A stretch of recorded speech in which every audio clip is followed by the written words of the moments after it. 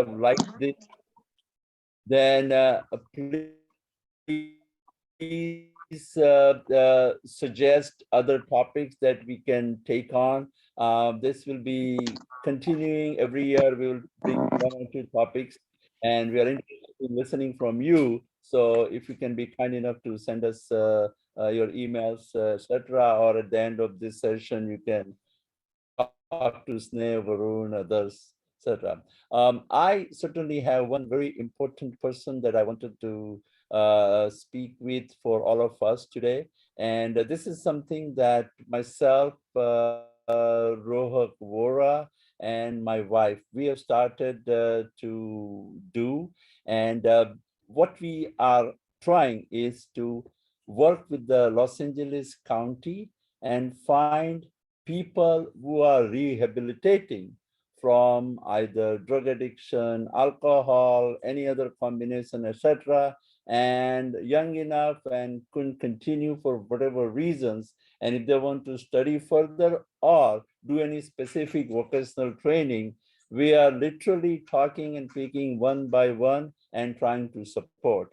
And we thought that it will be very appropriate for our first ever that we have picked and supported to address us for a few minutes about her story. This is basically her story of who she was, how did she kind of fell down, and how has she risen up, and we're trying to support her to finish her cosmetology course actually. And we decided on that about 4 weeks ago.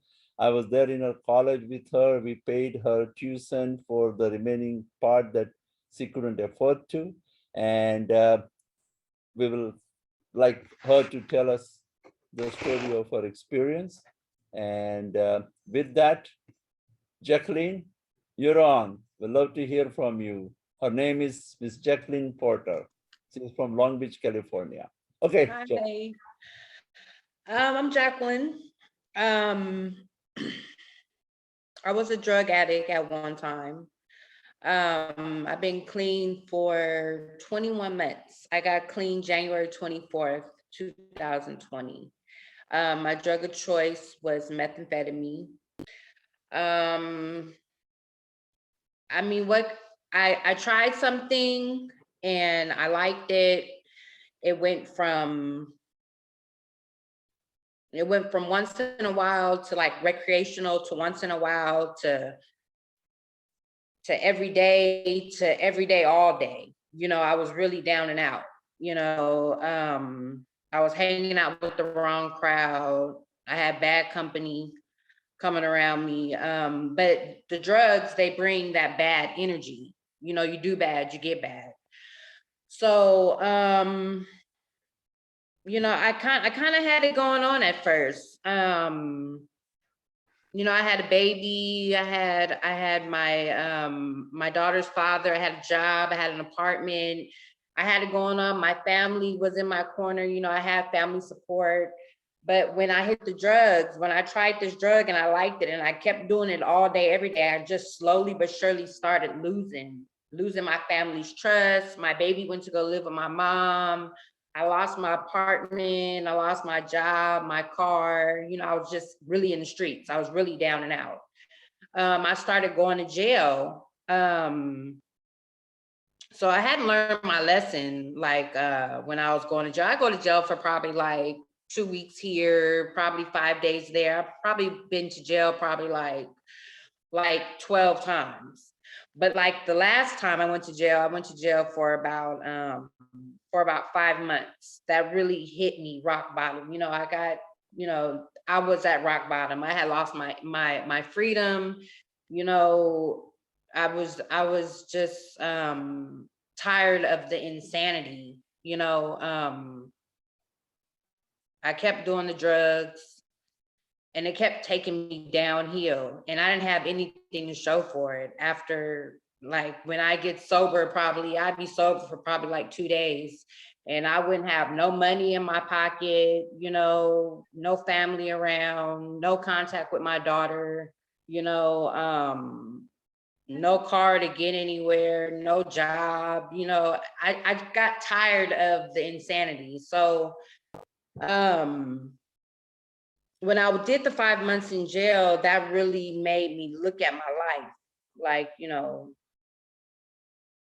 this drug keeps on bringing you back to jail. I kept making bad decisions, you know, stealing out of stores, getting into fights, people calling the police on me. It was, and I'd be high all the time, the whole time. You know, I was just like, my life, I'd be getting high and my life was just going downhill, downhill.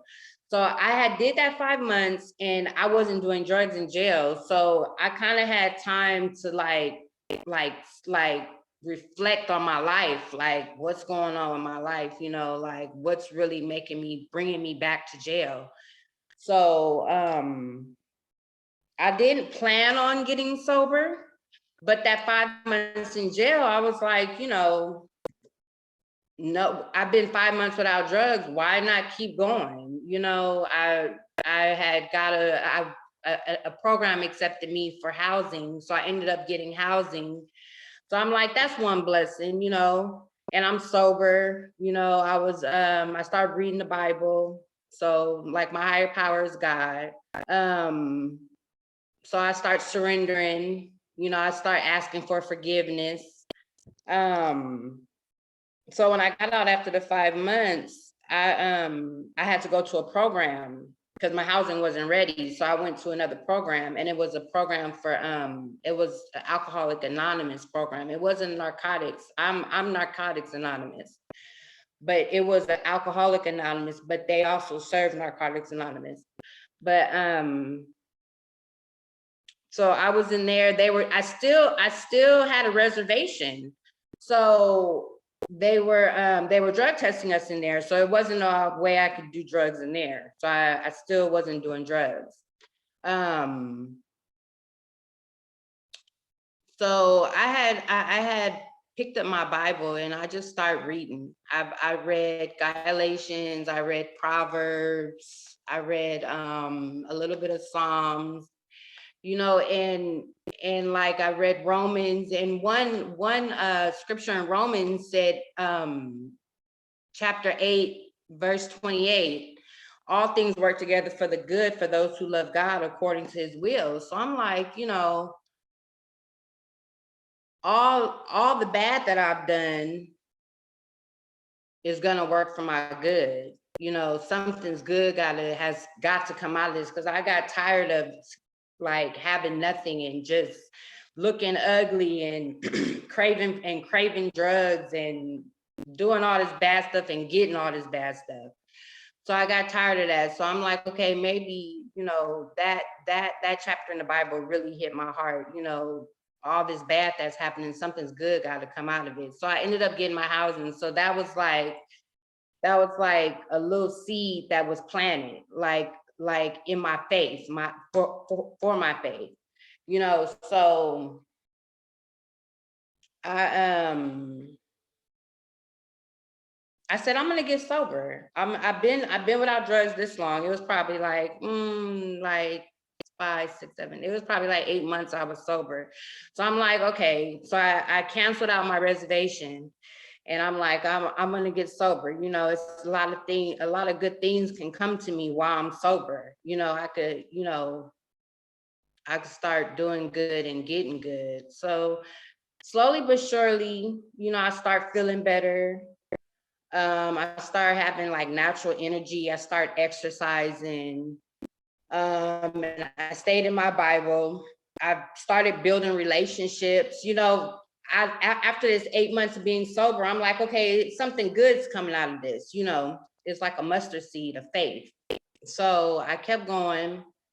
I went to this other program, and I was waiting for my house in there. But anyway, that verse really made me get sober. Like something's good got to come out of this. Romans 8:28. So now that I'm sober, I've been sober for 21 months.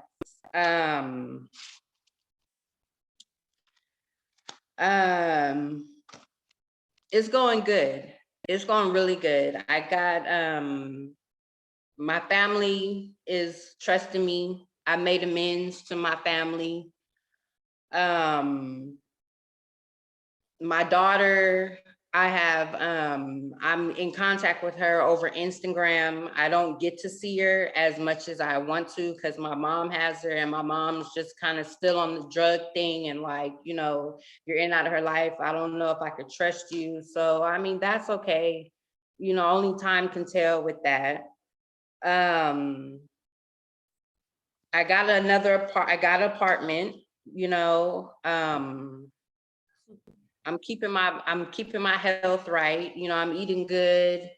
I'm not missing any meals. I'm getting beautiful again. You know, I've gained relationships through the programs that I was in. I kind of kept in contact with a couple of girls. So it's good to see girls, you know, have communication with people that they're going through the same thing you're going through. So, you know, they could probably give you a word of advice. If I get a craving or a trigger, I could call them, and they're like support systems, you know. Jacqueline, Yeah. you want to just tell about the cosmetology school part? And also, yes, I've started school, and I already have it's cosmetology is you do 1,600 hours. So I've already done the 1,600 hours, but I'm doing a brush up course. I went to take the state board, and I passed the practical, but I didn't pass the written part. So I'm doing 100 hours to brush up on my cosmetology so I could take the written over again. So that's what I'm doing right now. And I wanted to thank the organization for paying for my tuition. That was amazing. So I get a second chance. You know, it's just I'm getting blessed after blessing after blessing after blessing. So from then on, from here on out, you know, it's like I get to get on my feet and do what's right and get back what's right. So, but that's about all that I have. Thank you very much, Jackie, for everybody. We have a list of few people from LA County who are in similar shoes as Jackie, and we're trying to support one person at a time. And Jackie is our first one. And this is through Aparigra Foundation that myself and Roha Vora and my wife have started. We are hoping that we'll be able to help more people.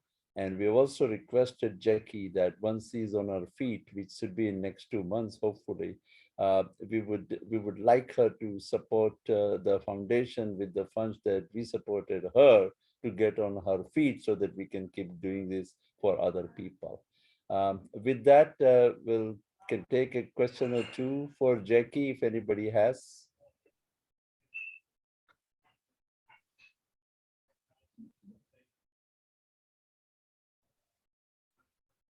Anyone?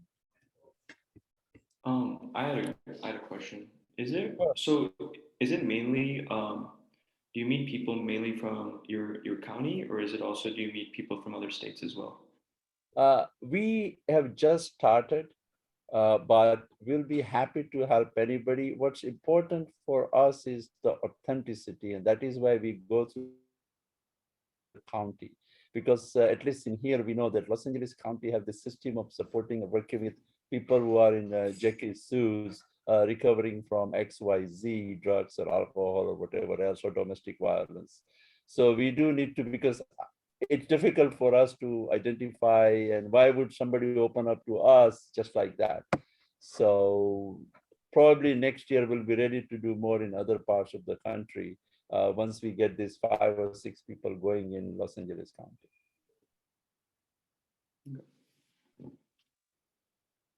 I had a question. Sure. Thanks for sharing your story, Ms. Porter. My question was about, this is like Mental Health Awareness Month, and I'm not sure if others have joined and, are thinking about addiction, whether it's themselves or their family, but do you have any like first steps for anybody who's trying to confront addiction, or, has a family member or something like that trying to confront addiction? Oh, Take it one day at a time, because the beginning is the hardest when you're getting clean. Because the beginning's like, say if you're getting high one day and you've been getting high for a week, because it'd be times I'd be up for like a whole week. And then I'm only sober because I'm drained physically, and mentally, or ran out of money. So it's like you got to take it a day at a time. And when you hit that rock bottom, you'll be tired of drugs. You'll basically take it one day at a time. Thank you. And know that you have to be sick and tired. I mean, for a person to get off of drugs, you really have to be sick and tired of the whole hustle and bustle drug life. You have to be tired of it, or else you're gonna go back and do it. I'm tired of it. I'm tired of doing bad and getting bad. It just turned into insanity. But when you're getting sober, I would take it one day at a time, because it's really hard to get sober. One day at a time.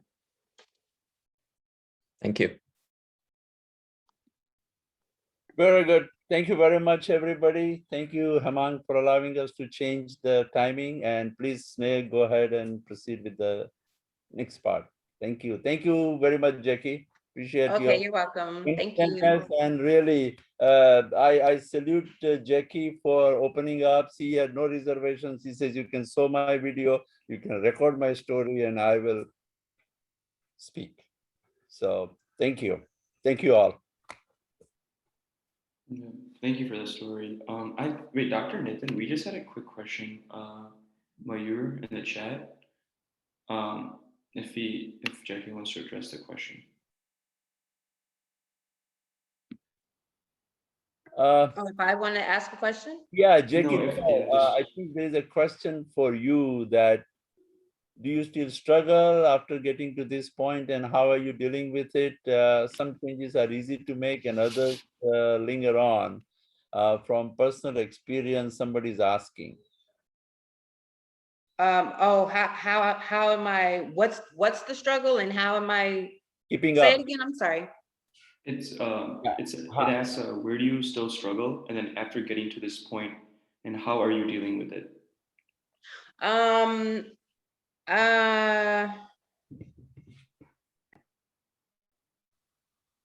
Okay, to be honest, like I'm kind of overweight right now, my regular weight.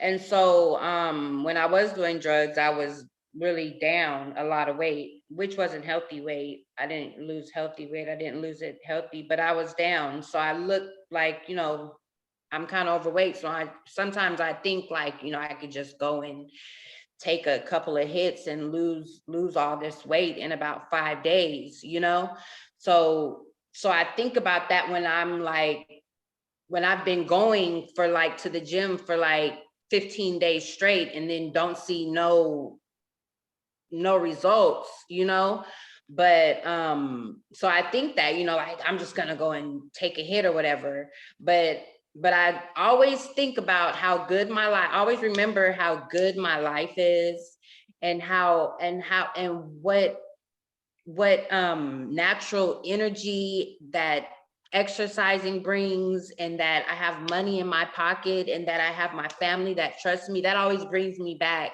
on track. I finally got, I didn't have a bank account. I wasn't being responsible.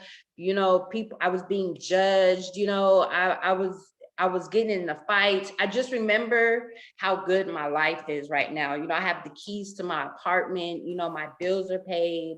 So I just always, like, when I think about going to take a hit, I follow that up. I chase that thought up with the but I'm doing so good. I feel so good. I weigh the pros and the cons.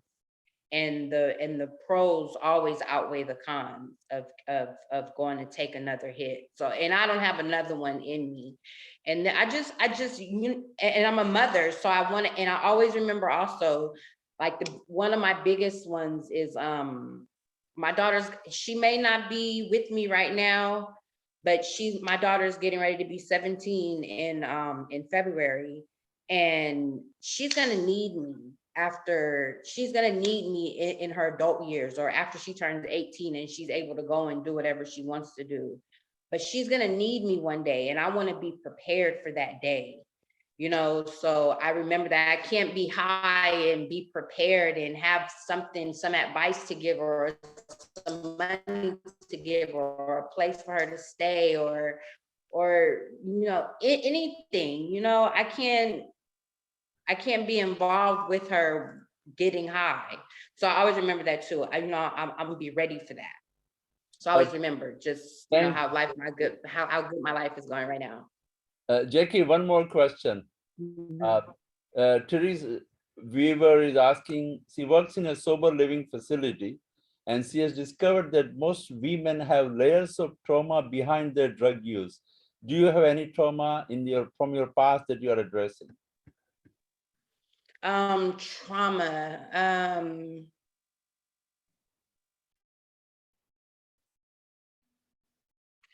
Not really. I would say nothing bad that happened that pushed you to take drugs, correct? Nothing bad that I still think about that happened when I was doing drugs. Right. No, you started drugs not because something bad had happened and you were trying to hide that or that trauma, and that's why you started drugs. It wasn't like that, right? You just got the hang of it and then you liked it and liked it. Yeah. Oh yeah, that's what they do tell us, that something bad had to happen for you to get that thought in your head. To what thought led you to go and do drugs? Yeah, we talked about that in a sober living also.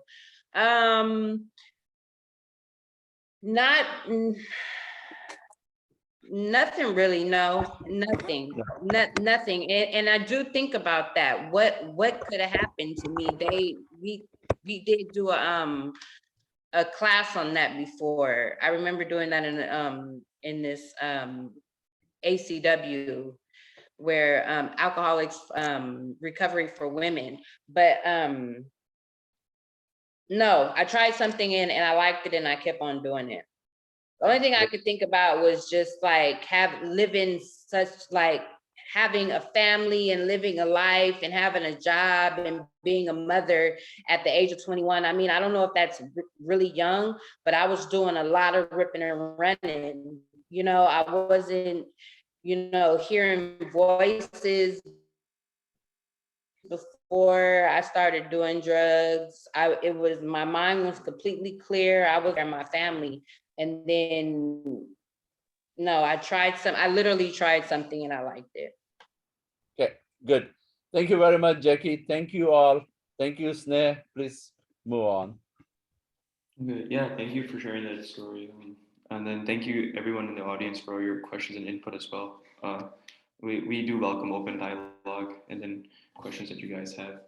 So for the second part of our session, we have Hemang Sri Krishan, who will be presenting on meditation, and then will giving us a practical approach with a meditative guide towards the end of his presentation. He will be also introducing himself. So yeah, Hemang, you can take it away. Hi, everybody. My name is Hemang Sri Krishan, and Jai Janendra to all of the Jain people in the audience. It was really powerful to hear the story from Ms. Porter, and I think it just brings the reality that we're all trying to live life, and there's a lot of challenges that come up to whatever degree that may be. And so the session that we have, or that I'm speaking about today with meditation and self-care, is really to give tools for good health and good practices for our lives that we can use not just like for a short period of time, but for longevity and for success over long periods of time. So yeah, I'll talk a little bit about self-care, but much more about meditation. And Sneh is controlling my slides, so you can actually type questions into the chat window. So I'll take a look at those and I'll try to answer those if there's a good point. So feel free to ask questions as we go along through that medium. And Sneh, you can go to the next one. So the plan today is to talk about self-care and meditation. What are the differences between the two? And then what is meditation in general? What are the benefits of meditation and why should we practice meditation instead of some other form of self-care? We'll then talk about how do you do meditation, because it's a very vast subject and also very, I guess there's a lot of different types of meditation that one could practice. So we'll talk about a general format.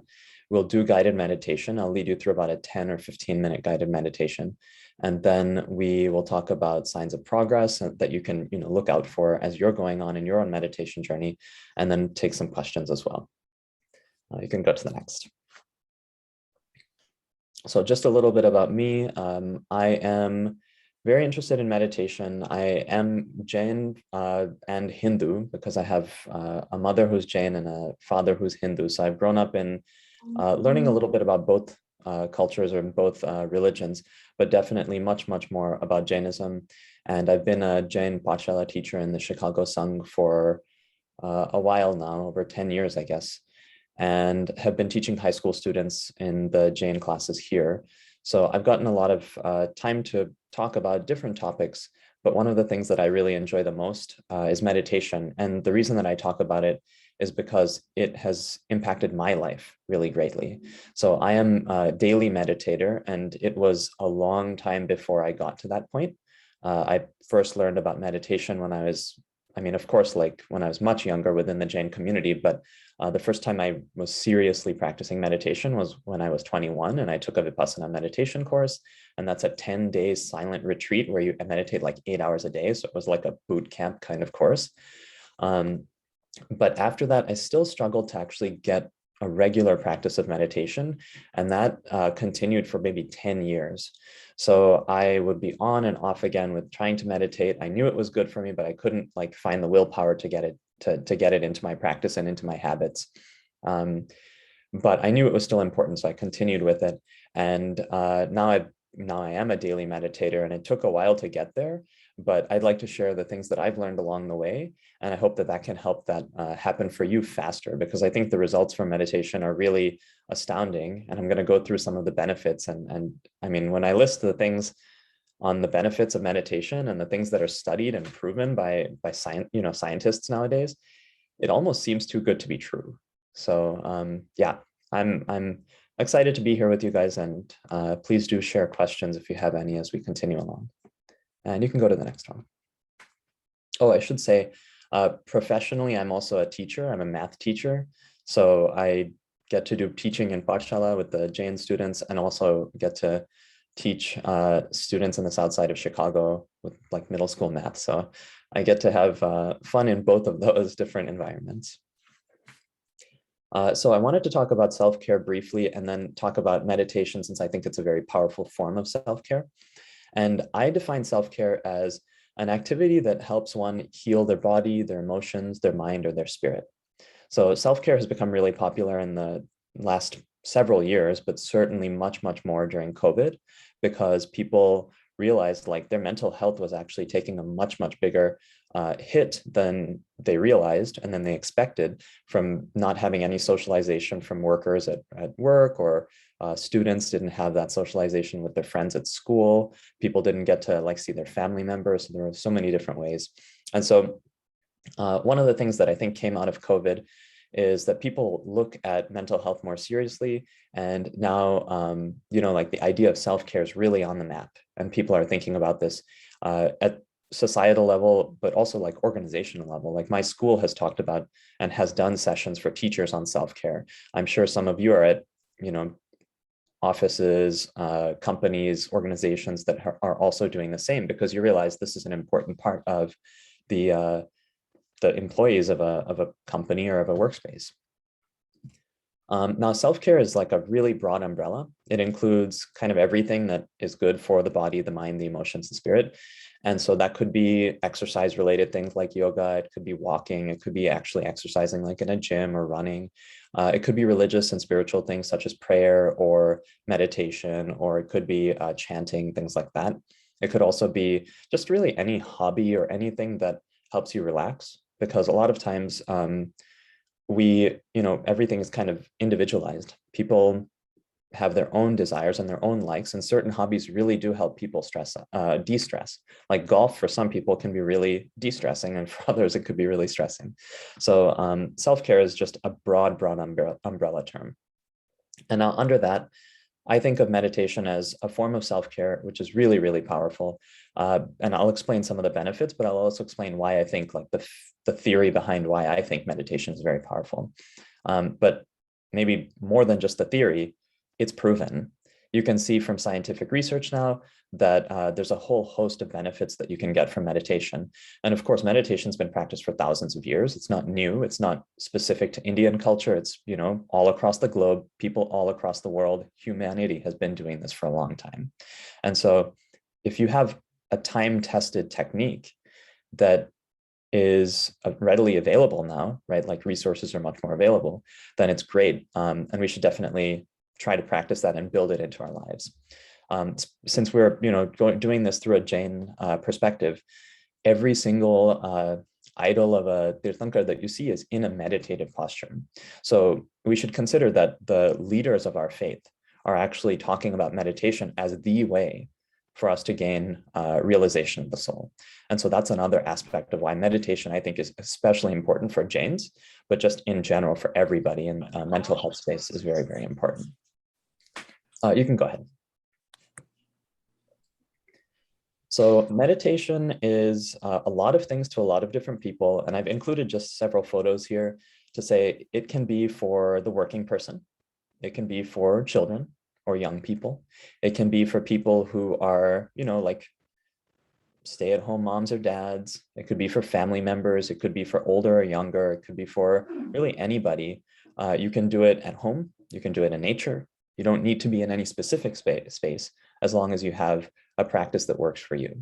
So I'll explain a little bit more on the next slides. Go ahead. So in all of my study and just exploration of what meditation really is, this sentence has been the most helpful. Meditation is a practice of prolonged awareness and concentration. So it can be a lot of different things. You can practice it in many different ways. People talk about walking meditation or meditating while they're eating or that type of thing. But really, at the end of the day, it comes down to this: having awareness of where you are or when you are and who you are, as well as being able to concentrate for a prolonged period of time on where you are, when you are, and who you are. So if you take those ideas, this sentence kind of encapsulates it all. And I think this really helped me break through the level of, like, what is meditation really? Why am I doing this? What benefit am I getting from this? And it took me from questioning that to actually being able to do meditation on a regular basis. You can go ahead, Sneh. From a different perspective, meditation, some people say, like, oh, meditation, it's a practice for concentration. It's a practice for building awareness or mindfulness. It's a practice for cultivating a quality like kindness or humility or gratitude, right? A lot of people talk about trying to have a journal for gratitude. And so meditation can also be part of that practice. Some people, I would say maybe the majority of people, use meditation for peace and calm. And so a lot of times, the reason meditation has become popular is because there is a lot of stress in society today. There's a lot of stress for, individuals across all different spectrums of United States society, but certainly the entire world. And so finding peace alone is just such a big blessing. So that's a huge part of how meditation became popular. But in my opinion, it is not the only part, and there's a lot better benefits than peace, though that, of course, is like an important one. The final thing I put on here is more metaphysical. So cultivating energy. Some people will talk about how meditating helps energize them. And I haven't read any studies on that specifically, but I know from just talking with meditators that they feel like they have more energy since they start their meditation practice and since they get into a routine and a habit of it. So from religious and spiritual perspectives, I think there's much more to like practice, and this talk is supposed to be more general, so I won't go into that. But if you have questions at the end, I have my email that I'll share with you, so you can just feel free to email me questions, and I'm happy to share whatever I can on that front as well. You can go to the next one. So this is the slide where, I mean, just go ahead and read it. I'll read them out with you guys. But if somebody told you like you could get, these benefits, you would expect it to cost you something. You would expect it to be expensive, or you would expect somebody to be lying, right? Really, like improves your mood and emotional health. It helps manage your anxiety, depression, and stress. It can reduce your substance abuse or addiction. It reduces like on physiological factors, right? Like those top three are more psychological and mental health related. The bottom ones are physiological factors. Reduces heart risk, blood pressure, and like risk of stroke and things like that. Improves your immune response and immunity, helps you improve focus and attention. And if you said like, hey, I have a way for you to get all these things, people would think you're a little bit crazy, right? Like that's how kind of astounding it is to me that meditation actually benefits a person in all of these different ways. So when I think about life today, everybody's really busy and nobody has time to do anything. So everybody wants to maximize their time. And from a self-care perspective, if you're trying to maximize your time, I don't think there's anything else out there that gets you this many benefits. Exercise, I think, can kind of compete with it, but I still don't think exercise alone gets as many things as meditation does. Of course, you want a healthy lifestyle overall. So really the best thing to do would be to like exercise and to do meditation as well. But if you're trying to get the most bang for your buck, I think meditation is it. So that's my sales pitch for meditation, at least. You can go on to the next part. Now, I think self-care is really important because of all those things that I said before, but my theory behind it is on this slide. So if you meditate, the practice is for awareness and prolonged awareness and concentration. So if you build your awareness, that means you can see your own life more clearly. If you build your awareness, that means you can like notice problems when they happen. Like many people, and I'm sure everybody has had this experience, you can identify problems in somebody else's life much better than you can, or much faster and more clearly than you can in your own life. And it's because when you're looking from the outside at somebody else, you can see the factors without being like emotionally as entangled. And it's because you can judge things a little bit more clearly because you're not living them. You're not feeling the feelings of the other person. So you can kind of see the data or the interactions as they are. And meditation allows us to do that for ourselves. It allows us to observe ourselves from a little bit of a distance, from a little step back where we're not only driven by emotions. Emotions are important, but only being driven by them is maybe too much. We're not only driven by rational thought, because also that is cold and non-human. So it helps us build all of those things together and be a little bit more aware so that we can identify a problem in our life or identify an issue before it becomes too big, or if it's already big, it helps us at least identify it so then we can address it. Because if you think about emotional health in general, the reason emotional health arises usually is because of patterns of behavior. Of course, traumatic events can happen, and I'm not trying to reduce those. But in a lot of situations, things happen because of repetitive actions, repetitive behaviors, repetitive habits. And so if we can identify things a little bit faster, we can break those habits, those patterns, and those actions. So then we can address problems and put our life in the place that we want it, rather than it kind of getting away from us. So to me, that's the theory behind why meditation is so effective. Because if you can see the world more clearly, you can see yourself more clearly. If you can see yourself more clearly, you can make decisions that you actually want. You can make decisions that you actually choose rather than reacting. Sneh, you can go on to the next one.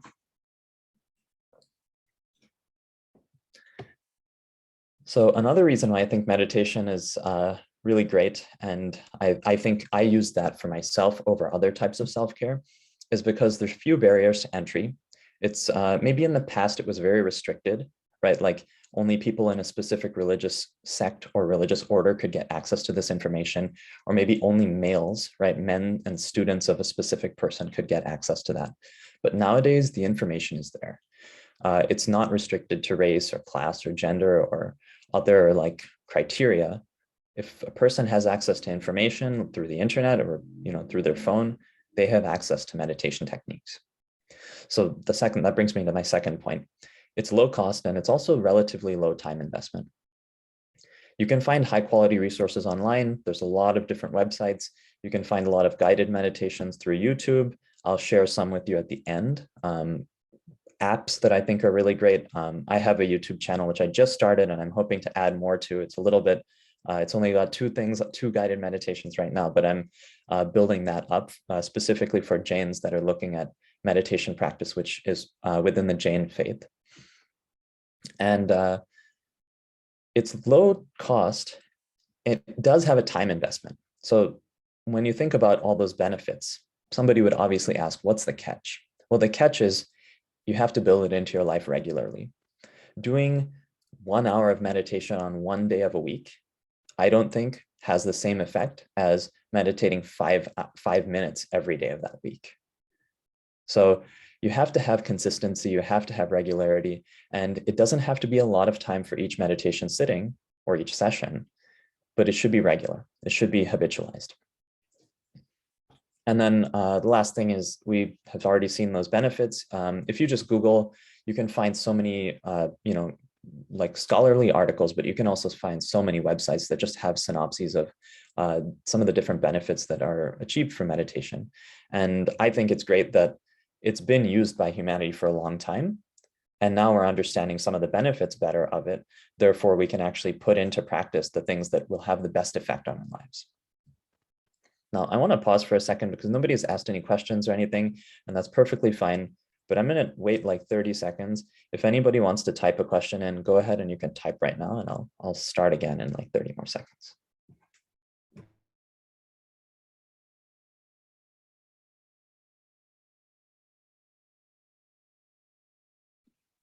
I had a quick question too.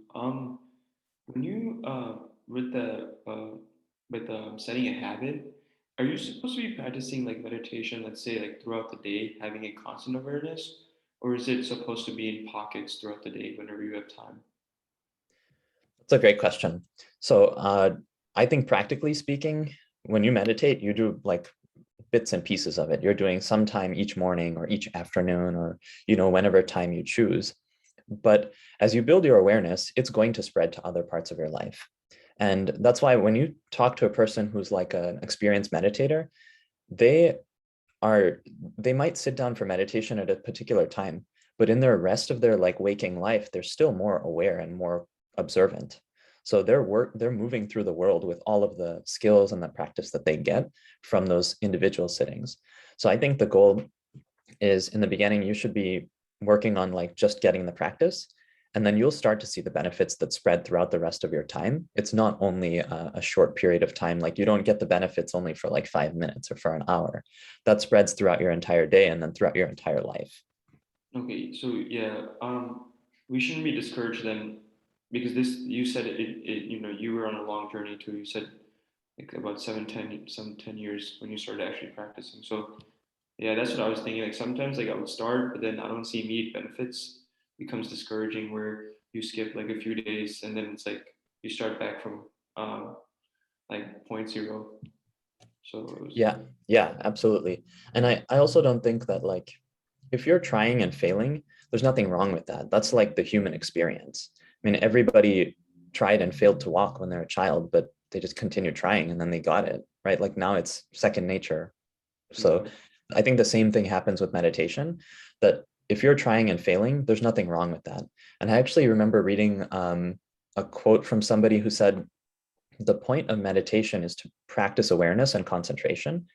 And if you notice your mind is very noisy, as long as your attention goes away from somewhere, you bring it back to that focal point. If you practice that, like bringing it back from here and then bringing it from somewhere else and bringing it from somewhere else, you're training your mind to do the work of meditation. So it's almost like being bad at meditation is good for you because you're going to be practicing bringing the mind back to the focal point. You're going to continue strengthening that ability and that muscle. So from that perspective, that really helped me when I was like doubting whether there's any benefit and doubting if I'm like just the worst meditator on the planet. It really helps to know like being bad at meditation just means you're continuing to fail and try and practice, and you're building up the muscles that help you continue to do that. And it can be like any sort of focal point, like you come back to like a pre-designed focal point, or like how would you come back to like a Yeah, in general, you come back to the breath, because the breath is something that we're like the breath? always with. And in most of our lives, we don't recognize it. We don't actually acknowledge the breath. And so the breath is one of those things. It's always with you. It always has a cadence, and you can just bring your attention back to it. And there's actually a physicality to it, because you can feel the air coming into your lungs. You can feel the air exhaling. You can feel the touch of air right at like your base of your lip, or in the nostrils as it comes in and out. You can feel it's cool as it comes in and warm as it goes out. So there's like so many different things that like that is with you at every moment. Standing at a checkout line in a grocery store, you could be like, oh, I have a moment here, and there's a long line. I couldn't like, find a shorter line, and you can just take a moment and just observe the breath. So it's one of those things, like you have this wherever you go. If you put your attention to it, then it can start shifting the way that you're interacting in the world. Thank you. Yeah, that's a great question. Thank you, Sneh. And I see Therese in the chat window. What's the YouTube channel? It's called The Meditating Jain. So you can search that, but I will find the direct link at the end and I'll share it with you in the chat. And we can go ahead. So the next part is, how do we practice meditation? And like, what are the actual steps for it? You can go ahead and talk about this in a little more detail.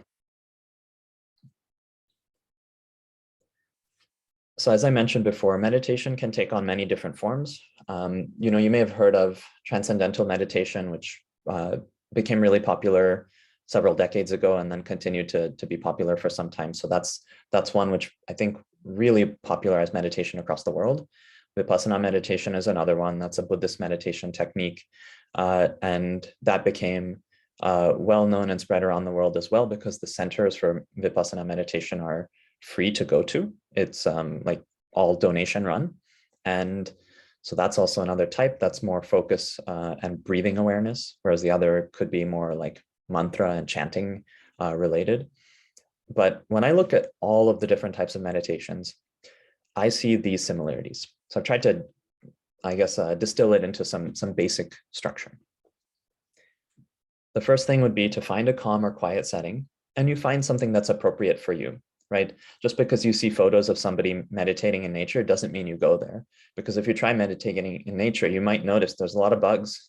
They might come onto you, and that might ruin your sense of like stillness and calm. So just keep in mind, like you don't need to be anywhere else. You choose for yourself, because wherever you do that meditation, it's going to have benefit. So after you have an appropriate place, you sit comfortably. That means you can sit on a chair, you can sit on the floor, you can laying down can be an appropriate form, but I find that people fall asleep usually, which has its own good effects, right? People need rest. But if you want to be aware and practice awareness in the waking world, you don't want to fall asleep during a meditation session. So the second thing is set an intention. That intention could be very simply like, I'm going to take time for myself to reconnect with myself, right? It can be a very simple thing that you're like, for 5 minutes, I'm going to put aside everything else that I need to do. And just for these 5 minutes, I'm actually going to sit still, or I'm going to let go of thoughts that have been bothering me, or at least try my best to do so. It could be like being kind to yourself, because we are our own worst critics. So it could be, for these 5 minutes, if I feel or hear any of those thoughts of self-criticism, I'm going to put those aside and I'm going to focus on, the positive side of who I am. So whatever the intention is, it's great to set an intention, because when you still the mind and when you calm down the mind, you can then share that intention again with yourself, and it helps you reaffirm beliefs that you have at a time when you're not distracted by other things.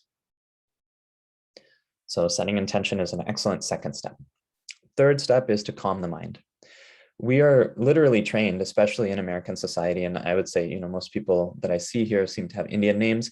So in Indian society, we are trained to think. We are trained to like always be doing something related to academics. We are trained to use the rational mind and logical mind.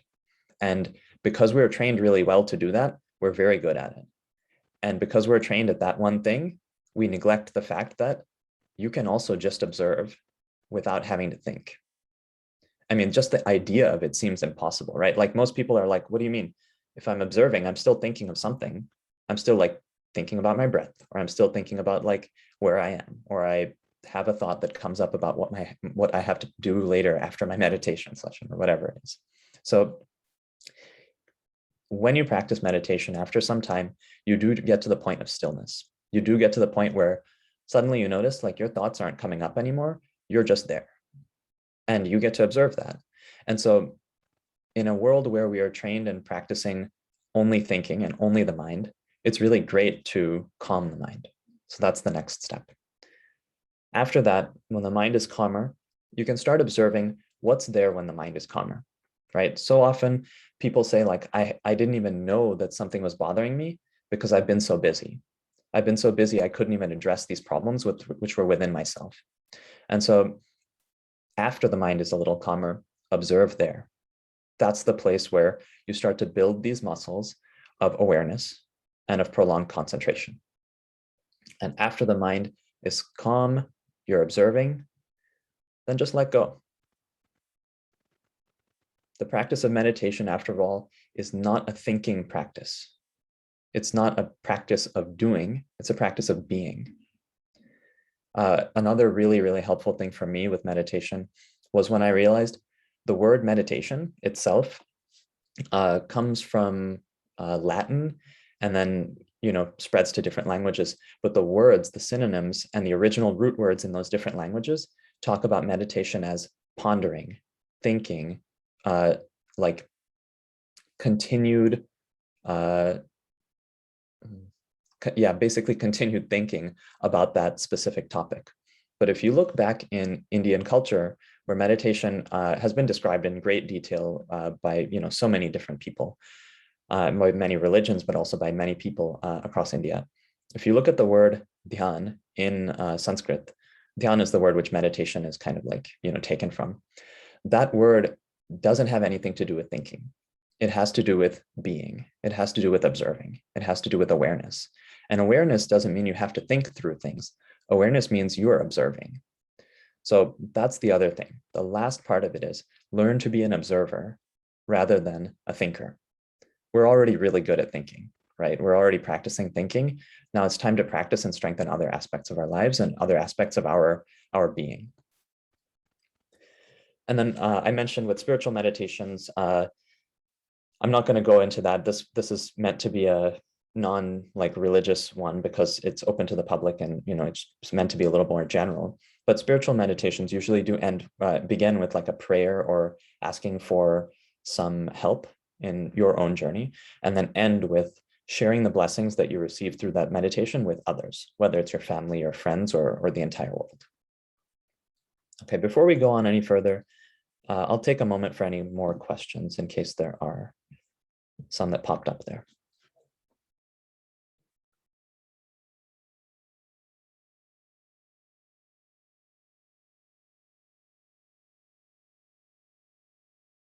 Okay, sounds good. Then we'll continue on. So in today's guided meditation, I'll lead you through this process. So the first part, you're going to create a positive message for yourself. I won't tell you that positive message. That's for you to decide. After that, we're going to calm the mind with sound awareness.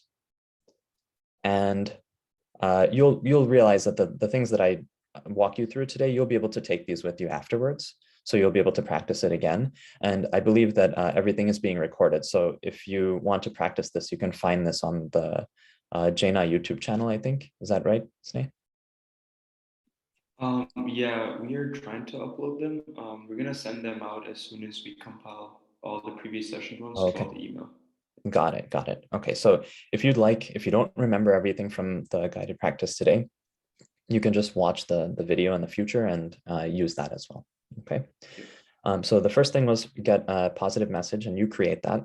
Then we'll practice some sound awareness and we'll calm the mind and the thoughts from that. Then after that, we'll observe the breath. And that's for building awareness of just being and trying to focus on something which doesn't have to do with thinking, because our breathing is just, it's not consciously done, it's just done automatically. So we focus on that. And then at the end, we'll practice meditation on the gap. So I'll use a gong that I have here. This is a little like meditation bowl. That's the sound. So I'll use that, and we'll practice meditation on the gap.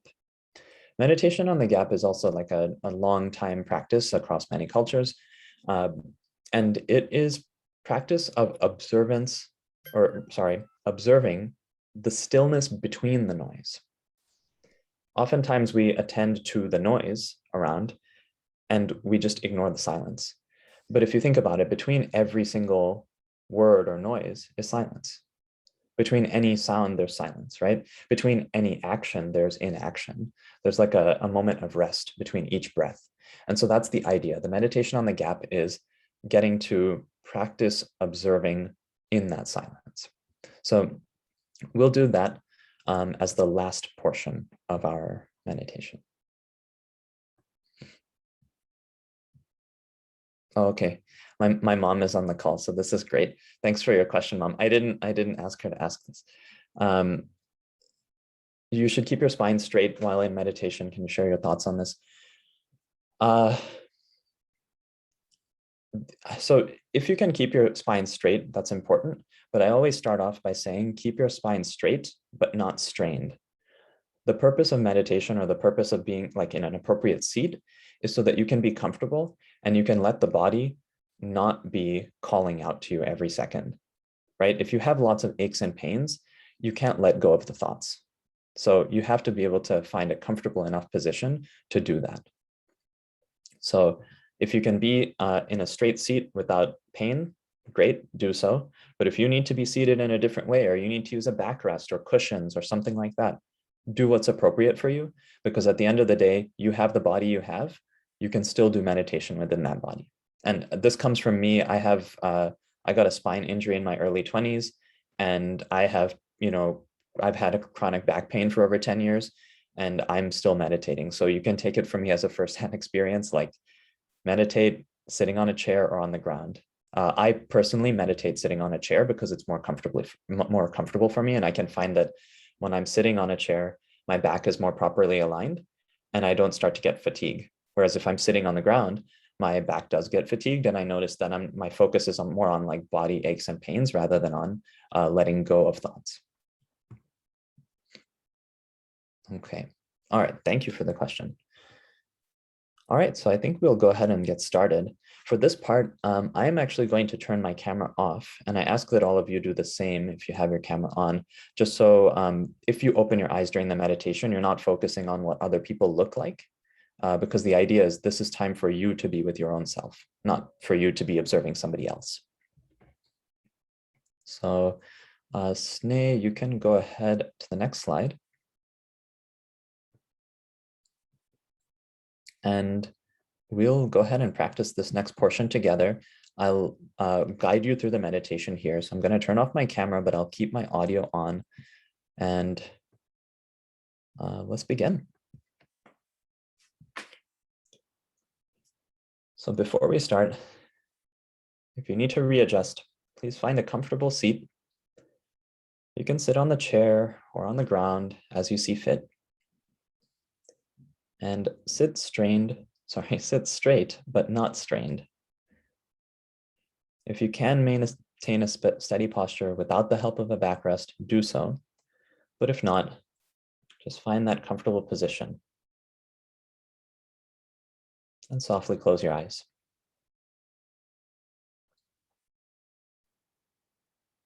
As we continue with the meditation, there may be distractions. This is only natural. Please continue to do your best and follow along with my voice.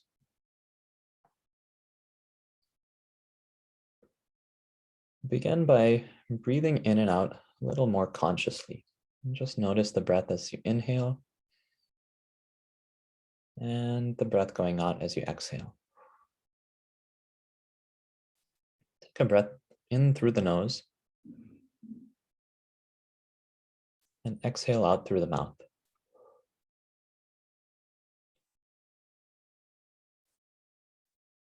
One more time, inhale through the nose. And exhale out through the mouth.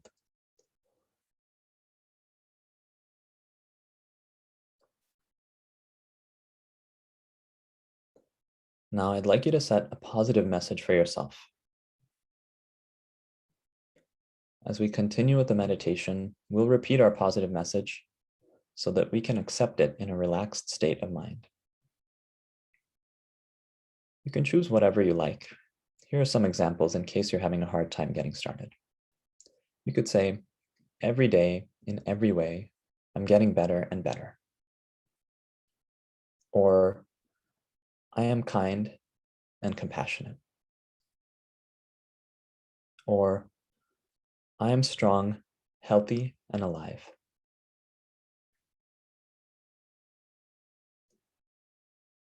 You can go ahead and choose that positive message for yourself now. We'll take a minute and then we'll continue.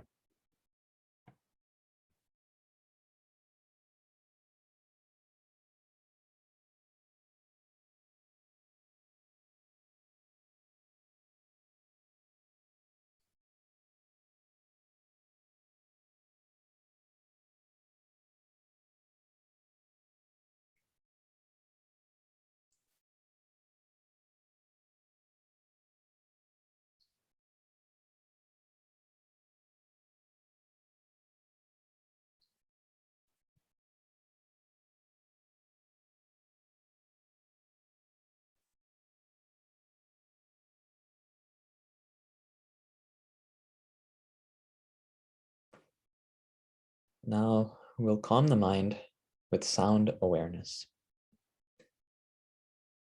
Let's begin by first focusing on the sounds that are outside of your room, your space, or your home.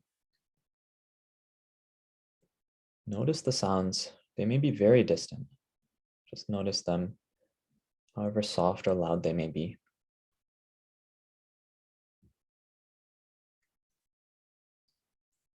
Do this without any judgment. Just observe.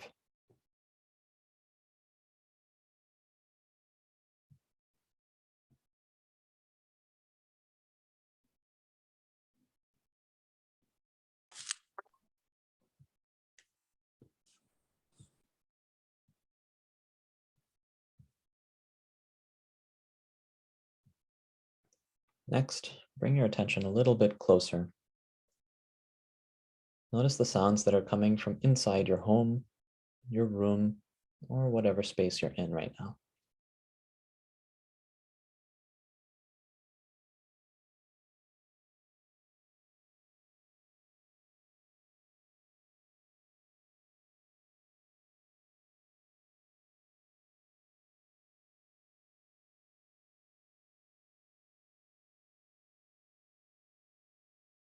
Now bring your attention even closer. Notice the sounds or vibrations or movements that are being created by you.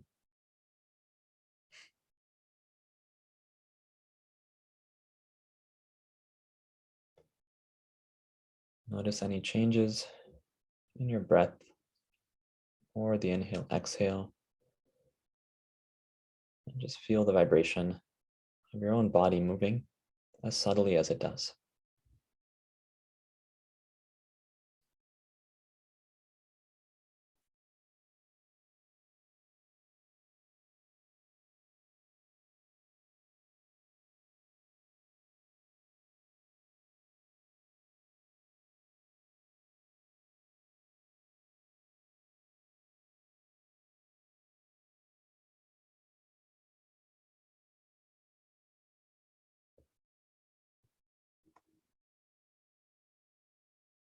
By focusing on sounds, we've brought our attention further inwards.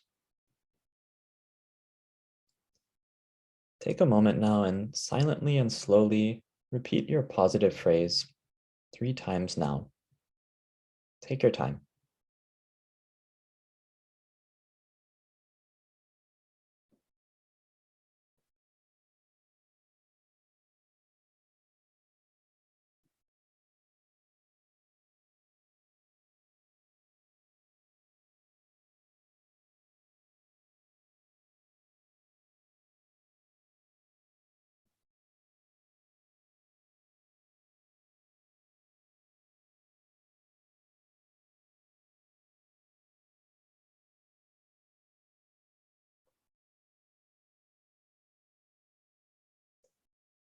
Next, we're going to practice breath awareness. As we breathe, please breathe through your nose when you inhale and exhale. And as you breathe in through the nose, notice the touch of air as it comes in. And as you breathe out of the nose, notice the air as it goes out. You may feel warmth or cold, contraction or expansion.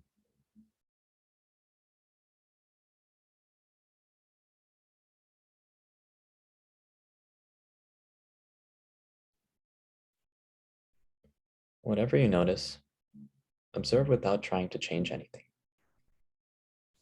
You may not notice much. No matter. Just breathe normally and observe as best you can. Do this for a short time now.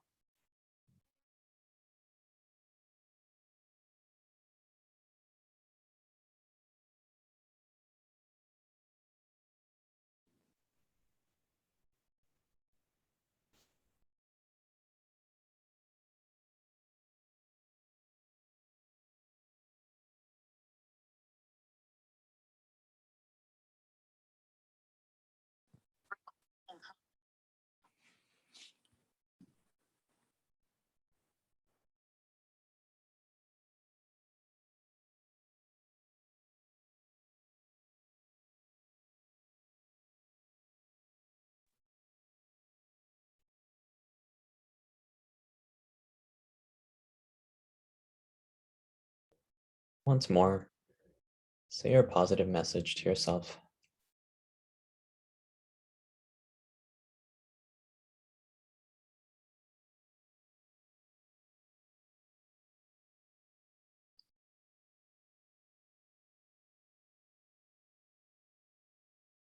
Now we'll practice meditation on the gap.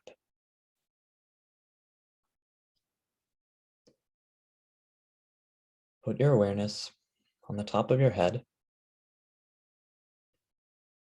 You can even focus a little bit above the head, if that's possible.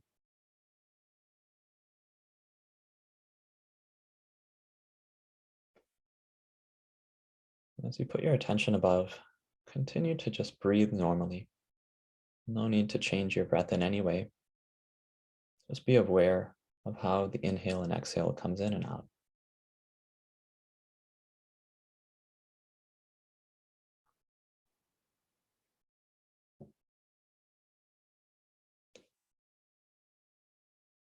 Now silently listen to the gong sound.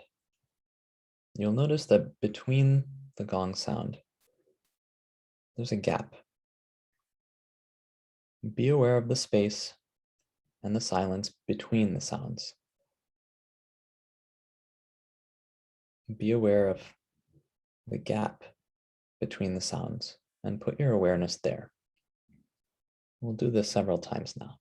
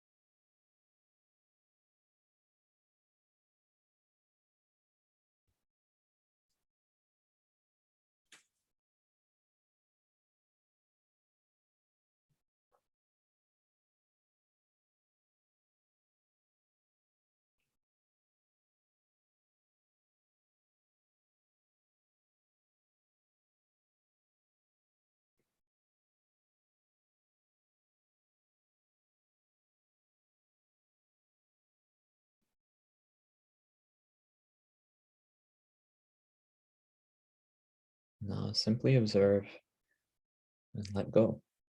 We'll stay here for a few minutes now.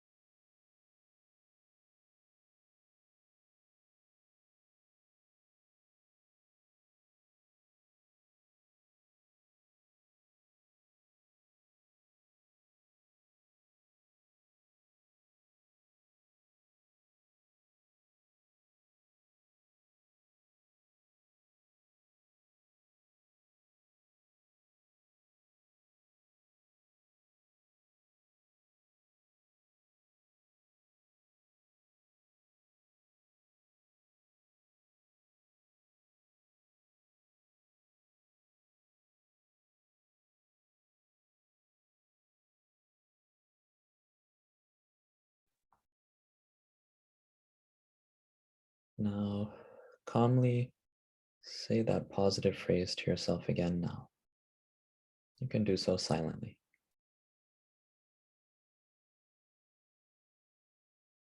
Repeat it 2 more times.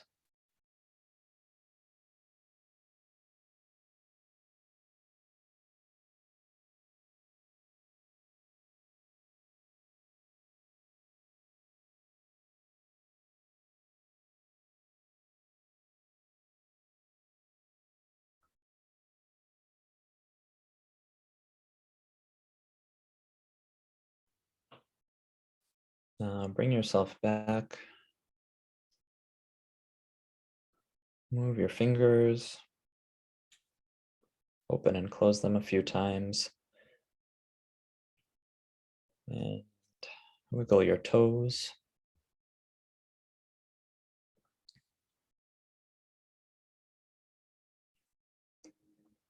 And maybe roll one shoulder back, up and back. Roll the other shoulder up and back. Readjust in your seat if you need to, if you got a little bit stiff. Just move around.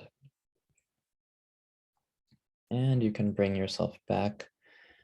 Before you open your eyes though, maybe take your fingers and lightly tap on your forehead, tap on your scalp, kind of giving yourself a little massage. And if you want to stand up, you can also stand up and basically massage up and down your body if you'd like to. That can definitely feel very good after a meditation sitting, especially if you're not used to sitting still for a while. The body can feel pretty stiff. And you can come back together.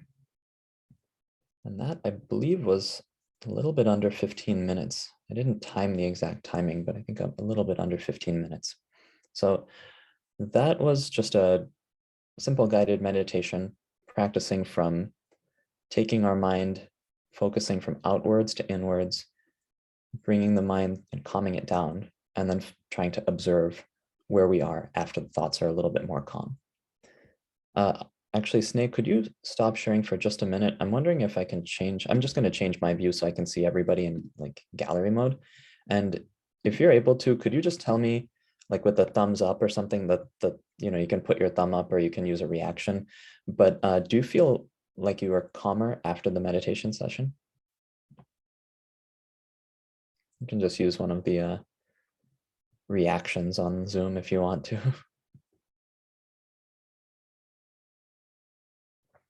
Okay. Thank you. And can you give me a thumbs up if you felt like you really quieted down, your thoughts really like became very close to zero? Anybody feel like that? Okay, a few people. And then the last question I had was, did anybody feel like they just didn't want to come back? Like you didn't want to stop? Like when I started talking, you were like, no, I'd rather stay. Yeah, okay. Looks like just maybe one person. Great, thank you. Okay, we can go ahead and continue sharing the screen then.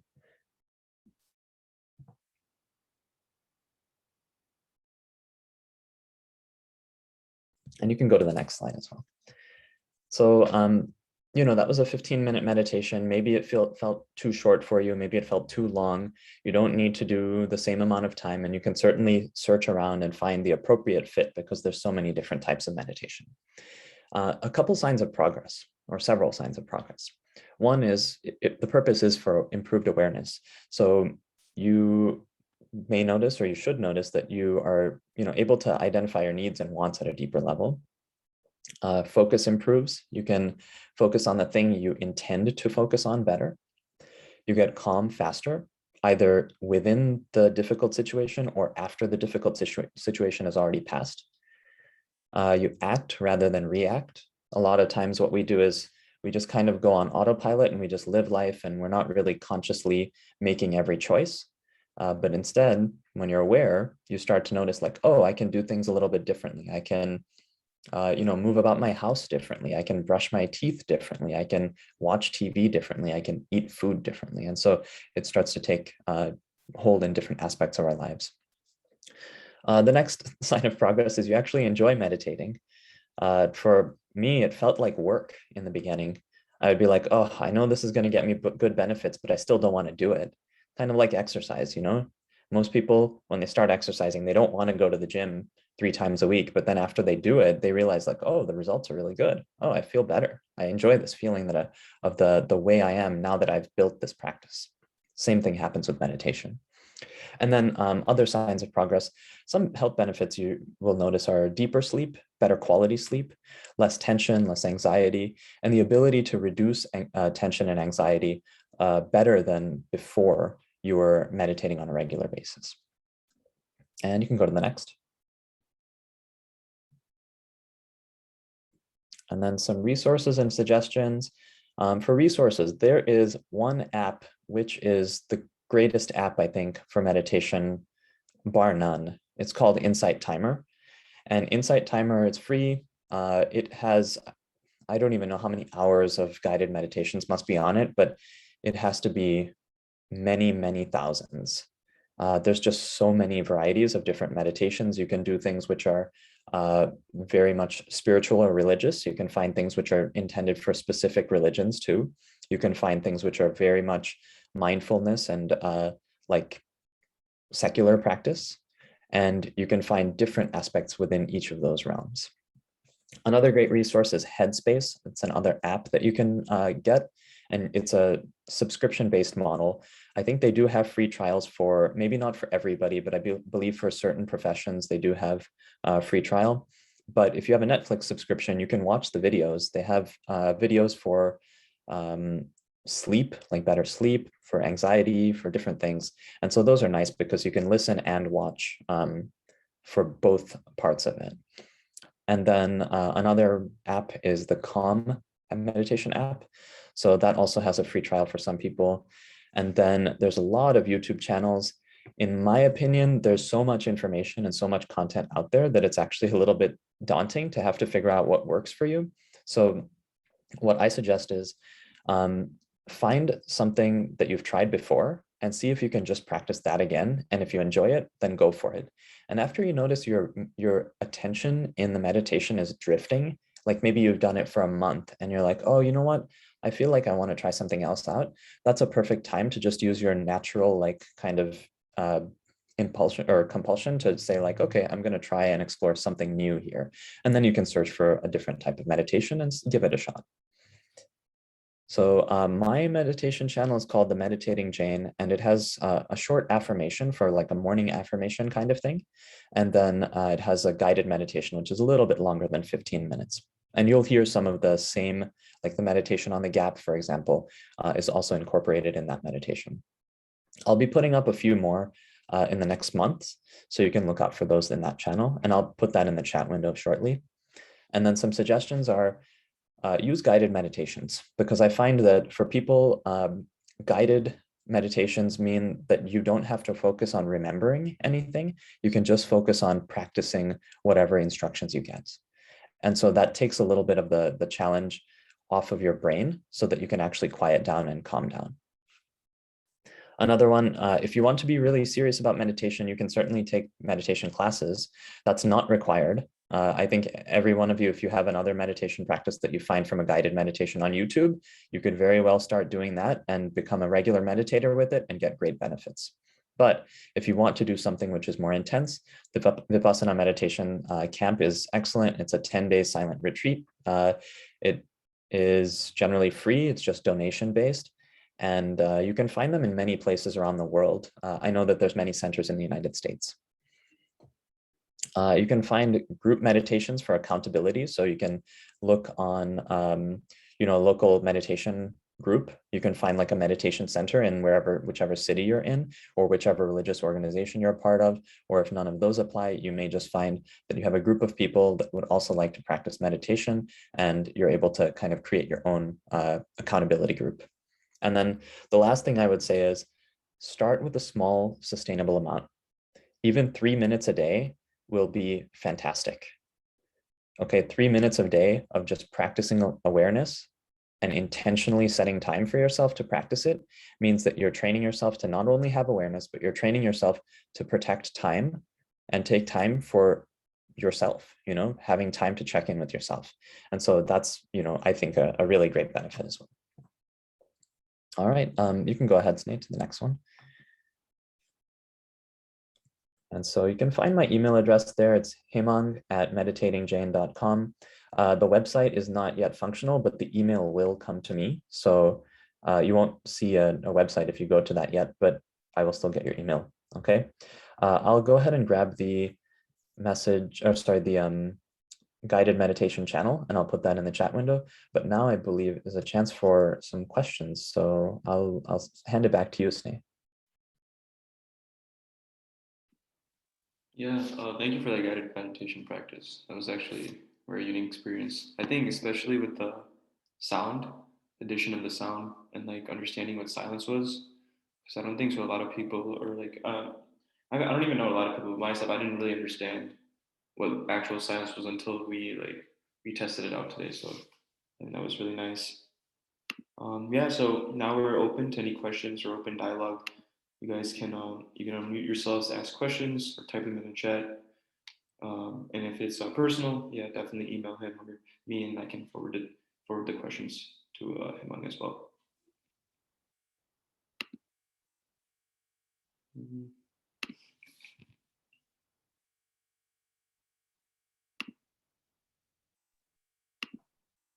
And you can see the YouTube channel and the email address in there. If you have any feedback as well, feel free to email me, and I'm happy to, refine things. I love teaching about meditation and talking to people about it because of the benefits it's had for me, and also because of the benefits I know it's had for so many people that I've met along the way. What's like the biggest difference you've noticed before you started meditation and now after these many years? Yeah, it's a good question. I feel like so many things have changed. It's a little bit hard to break it down. I'd say probably the biggest difference is I notice when I'm making a choice that's going to be bad for me before I make it, or I notice when I'm prioritizing things that aren't the way that I really want them to be. So I notice when I'm prioritizing something out of fear or out of stress rather than out of conscious action and decision. And I think that's made a big difference, because if I can make decisions without feeling stress and fear as much, that's what freedom is to me. So I feel like that's like the entry point to freedom, to like live a life that you truly choose. So is this like, because was it Hemant, even on like a sub? Oh, yeah, can, sorry. can- Yeah, go ahead.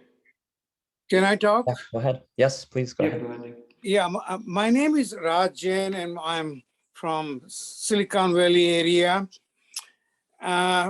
First, Hemang Bhai, I would like to feedback. You explained so nicely, though I've been teaching meditation Preksha Dhyan, which we learn by Samniji here.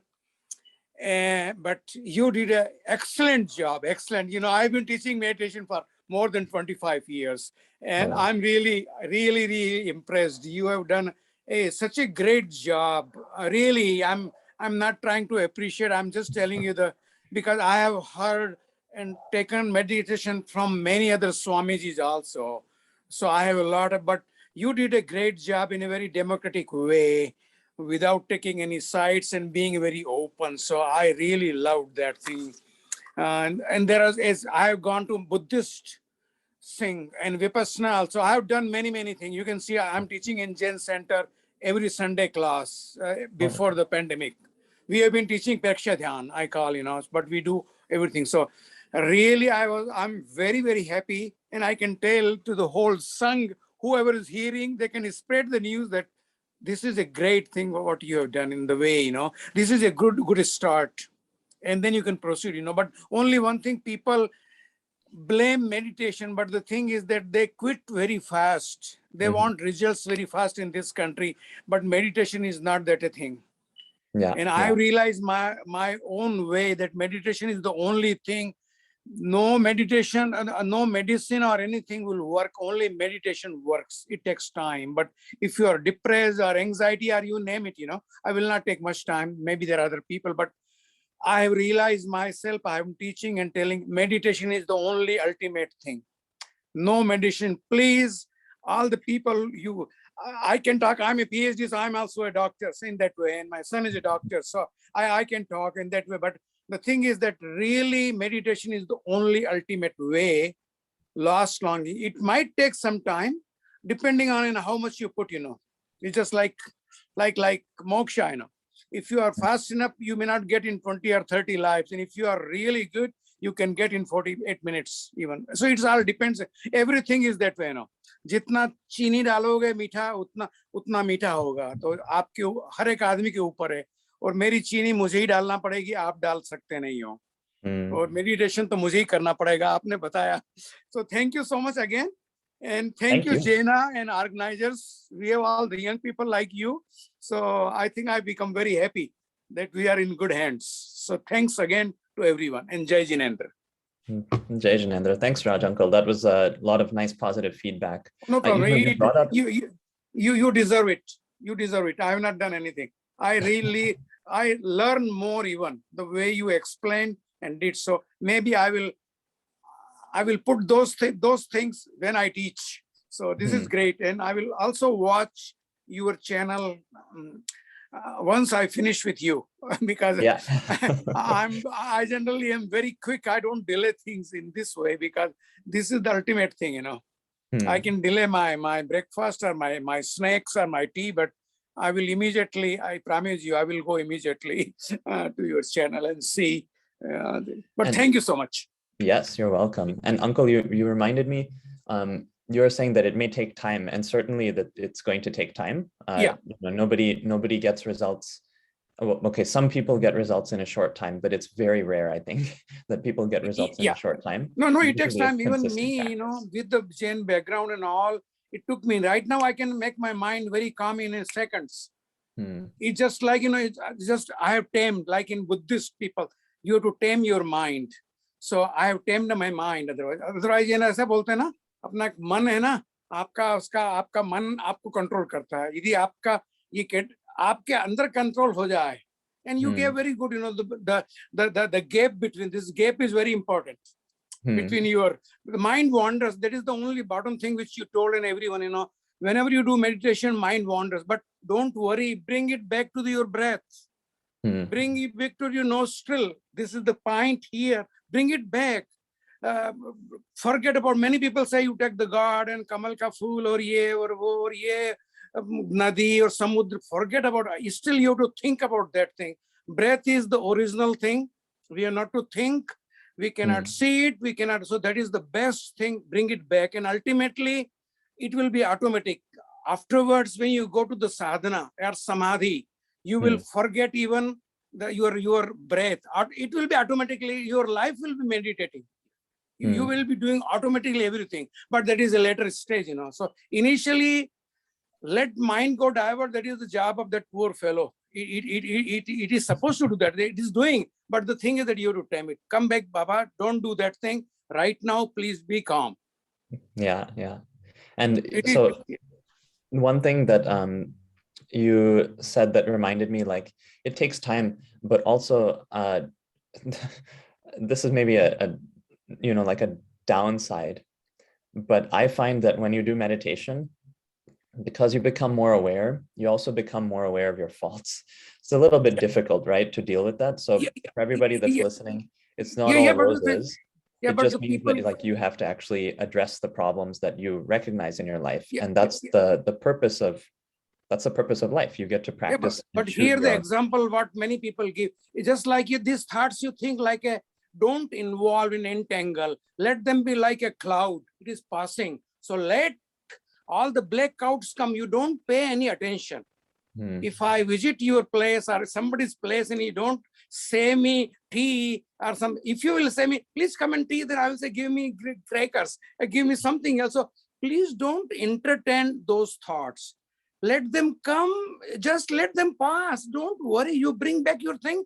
You do your job of meditation. Just bringing your thought. You are focusing that thing. Let millions and millions of, that is the job of mind. It is supposed to do. In a minute or in a day, you know how many thoughts. That is in thousands. So let them come. And automatically, if you don't pay any attention, if you don't offer me tea, then do you think I will be sitting in front of your house? I will go to somebody, other person in Chicago or LA area and let me get my tea there. So paying no attention to the thoughts is the thing, you know. Don't involve. So that is the thing. So the long story short, meditation is the #1 technique. If people who believe it, you have to have Shraddha. Without Shraddha, doesn't work anything. I believe Shraddha is very, very important. If you don't have thing, nobody can, even God cannot do. Mahavir Swami cannot do anything. But you can do it, you know. You have to have something and then you have to do your work. So I think you made a good, very, very, very good start for the song. I think many people must be meditating. But still, you know, it's always there, you know. Everybody brings some new contribution and then we try to learn, you know. So thank you so much. Yes. Yeah. And I saw a question. Do you have a preference of time of day to meditate? Aditi asked in the chat window. For me personally, the morning is the time that I use. Yeah. And I found that because when I go to school and I start, you know, like my work day, it ends up being really busy. And so if I leave from work and I come back and try to meditate, I notice I'm just really distracted. Like too many things have happened in the day and it's harder for me to clear my mind. So what I do is I practice meditation in the mornings. And then by doing that, that helps me kind of like settle into the whole day. It also helps me set a mindset for the rest of the day. So that's really the big benefit for me. But I don't think a specific time, maybe maybe this is where I differ from others, but I don't think there's a necessary time of day. I think you choose what works for you, because creating the habit is the most important point, not doing things that were prescribed by somebody. You have to find what works for you, because that's when it actually has meaning. Any other questions from people? Jinendra, thank you so much. It's really, really beautiful meditation. I heard the lots of meditation and I try to do the meditation, but the way you explained and how you started the meditation affirmation, that's really helped me. Jai Jinendra, thank you. Jai Jinendra, thank you.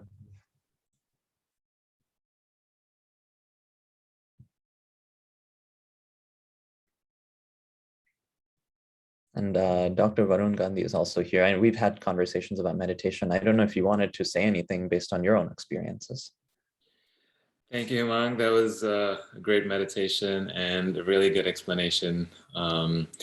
Yeah, I mean, like you said, meditation has given me that gap between reaction. It pushes me more to respond to situations as opposed to react. In the past, I'd get very snappy, get angry. It's just that energy that comes inside of me. I have to like get rid of it in some way, and that's the little anger that I throw out to people. But what meditation has allowed me to do is, as I got deeper and deeper into it, I've also realized when I'm being certain, when I'm carrying certain energies, and to deal with those energies in a better way as opposed to just letting it out on other people. So yeah, I think meditation has been, it's been a game changer for me. It's changed a lot for my life. Yeah. So Sneh, if you don't have any other questions, maybe we can end the session. If anyone has any questions, they can write them up. You're more than welcome to unmute yourself and then ask questions to our speakers. And if not, yeah, we can wrap the session up. This is a really wonderful way to end the session, actually, because we have been working up toward like talking about different aspects of mental health and anxiety with all the physicians who came on, talking about the more pathophysical and biological aspects of mental illness and depression. And this is a more of a long-term solution. And I think it also works for preventive medicine as well. The aspect of not taking medication continuously, but kind of working on yourself and working for future goals is a very key and important going forward. And thank you again for the audience of your input, and thanks for letting know your experience as well. And then I think Ms. Porter is not on here, but that was also a really great story and inspiration as well. So if you guys have any future questions, definitely email Hemang Uncle, Dr. Varun, or myself. I can I'll just add my email again one more time. Chat. Yeah, so if you guys have any further questions, and also on the flyer, Morsh's email is there as well. And then Varun also just added his email in the chat as well. Jai Jinendra, and thank you guys again for attending today's session. And can I just say thanks to all of you as well, Jai Jinendra, to everybody, and thank you to Jaina and also Sneh for reaching out, because it was great to hear from you and to be able to do this. So thank you for the opportunity. Yeah. Thank you so much, Hemang. Jai Jinendra, everyone. Thank you for being here. This was an amazing session, and we all learned a lot. So thank you so much. And Jai Jinendra. Jai Jinendra. Thank you.